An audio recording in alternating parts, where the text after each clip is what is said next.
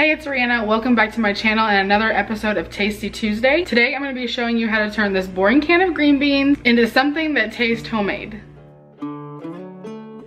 So the other night we actually hosted company at our house, and so we made them dinner, steaks, and we were having sides. They are also keto, or like trying to be keto, so I wanted to make sure the meal was obviously keto for us, but something that our guests would enjoy. Now typically Jonathan and I just eat canned green beans with like salt, pepper, and butter, you know, just regular. But since we're having company, I didn't want it to be that boring, and I wanted to kind of try something new. I did a little bit of Googling, and I tried to find the best way to make a homemade tasting canned green bean, and this is the recipe that I found. I'll leave a link to the original creator down below, or at least where I found the recipe. But it's actually really simple, but it does require prep time. It is better if you can do this in advance, so you want to make sure that you have this planned out like at least a few hours ahead of time. So the ingredients for the original recipe are just however many cans of green beans. So we have 2 cans of green beans,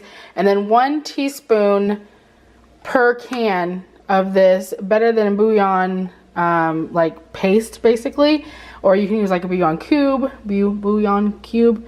I'm so white, it's hard for me to say that. I need Dustin here. Dustin can say it all Cajun like. We were actually talking about that whenever we were talking about the recipe on Friday. And then I like to add a little bit of diced, very finely diced white onion, and just a couple sprinkles of bacon, because we like bacon in ours. But it's a super easy recipe. The first step is just going to be to dump the can of green beans into your pot with the 2 teaspoons of the better than bouillon beef. This is the roast beef base. It came out so good.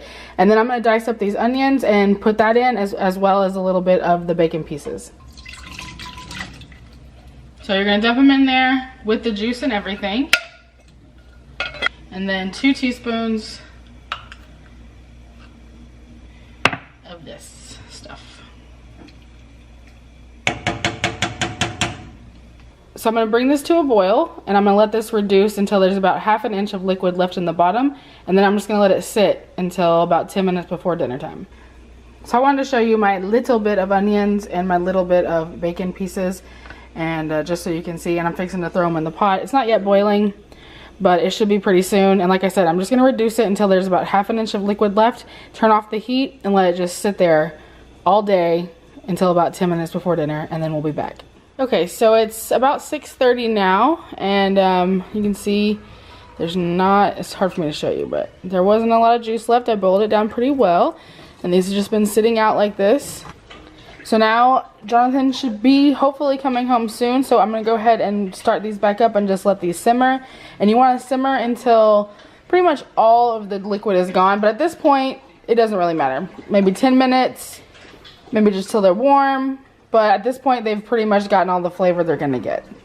And just in case I didn't make it clear, I did add the bacon and the onions at the beginning. They've been in there all day long with the green bean. All right, they're done. I do still have some liquid in there. I'm not really worried about it cooking all the way down. I plated up a couple bites here, and I'm gonna give it a try. I can smell, I mean, it makes your house smell amazing. So, I mean, it just smells so flavorful. And it didn't even require like a bunch of meat or anything, like a bunch of bacon, and it's relatively easy.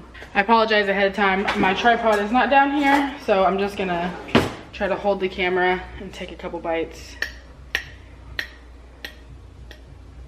It's gonna be hot though. Hot though.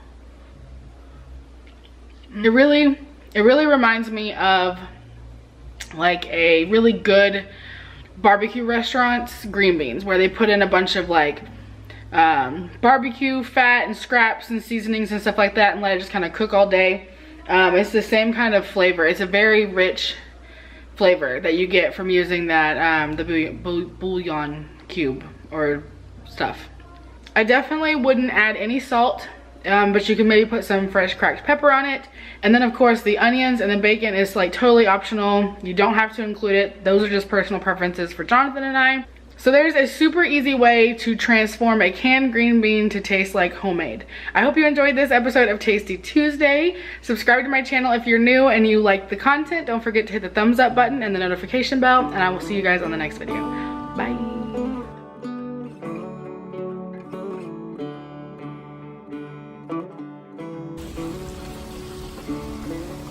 just in case.